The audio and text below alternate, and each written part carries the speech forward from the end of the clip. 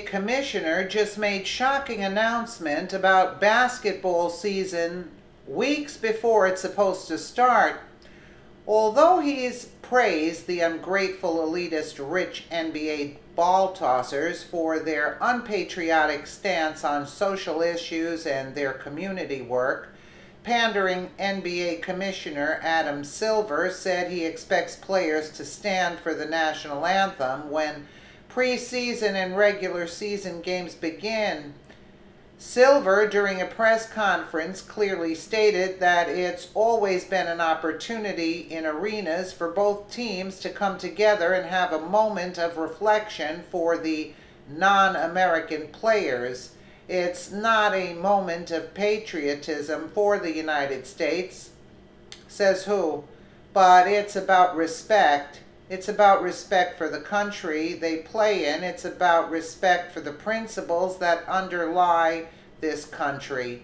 It doesn't necessarily mean that everyone agrees at any given point with what's happening in their country.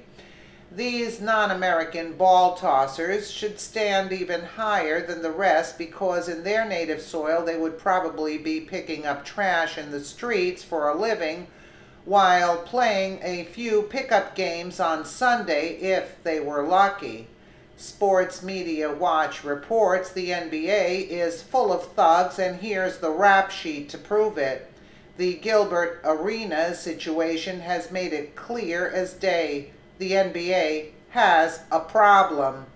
The league is full of thugs, to quote Forbes editor Michael K. Ozanian. San Francisco Examiner writer Bob Frantz recently wrote that the NBA's overly ink-stained players look like a bunch of gangbangers playing in the recreation yard at Pelican Bay, following that up by saying that Arenas and teammate Javaris Crittenden has validated his opinion.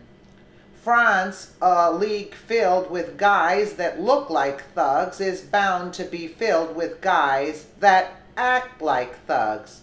And they're absolutely right. Just take a look at the league's rap sheet. An NBA player was just released from prison after being involved in a murder-for-hire plot involving his agent. There's an NBA player currently serving a 14-year prison sentence for attempted murder and another player serving a sentence for conspiring to murder his pregnant girlfriend. Isn't that precious? There are fights in NBA games on an almost nightly basis, including one during the league's outdoor game earlier this season. Its showcase event.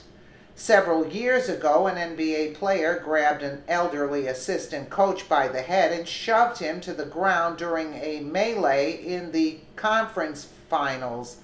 5 years ago, an NBA player threw a chair into the stands and broke a woman's nose just months after another player sucker punched an opponent, breaking his neck. NBA players are unquestionably prone to violence. One player demonstrated to ESPN's Outside the Lines now he would handle someone who would attempt to mug him. If someone's right here and he's like, "Give me your wallet," and he's got a knife, I'm like, "All right, man, let me grab my wallet." He grabbed his gun and laughed. There it is. Now he's got a chance to turn tail. Or he's getting it. Better leave. If you think you can get me with that knife before I squeeze off 3 rounds with this, you'll be gravely mistaken. If that does not epitomize thug life, I don't know what does. An NBA player was arrested for domestic battery last year, less than a year after his brother, a fellow NBA player, was sued for allegedly beating his pregnant girlfriend. The star of the NBA's championship team was sued for alleged sexual assault over the summer. And let's not forget the NBA player that murdered his teammate back in 2003. The fact is, the NBA has a problem. The league is filled with vile criminal thugs. No other league deals with the kind of criminal activity that the NBA does. Not the NHL, not Major League Baseball, and certainly not college basketball, where the players are uncorrupted by the money in the pros. Even the NFL has more upstanding citizens than these people. Yep, absolutely. This is what you pay for, guys. This is what you watch. It's a shame. And the only reason this manager here, whatever you call him, commissioner, NBA commissioner, he's saying he expects them to stand. It's not because they want to. They would have joined the football players also in kneeling. But because money's involved, that's why he's putting his foot down here. But you could see the criminal activity that's taken place. Let me know what you guys think in the comments below. And again, thank you so much for watching.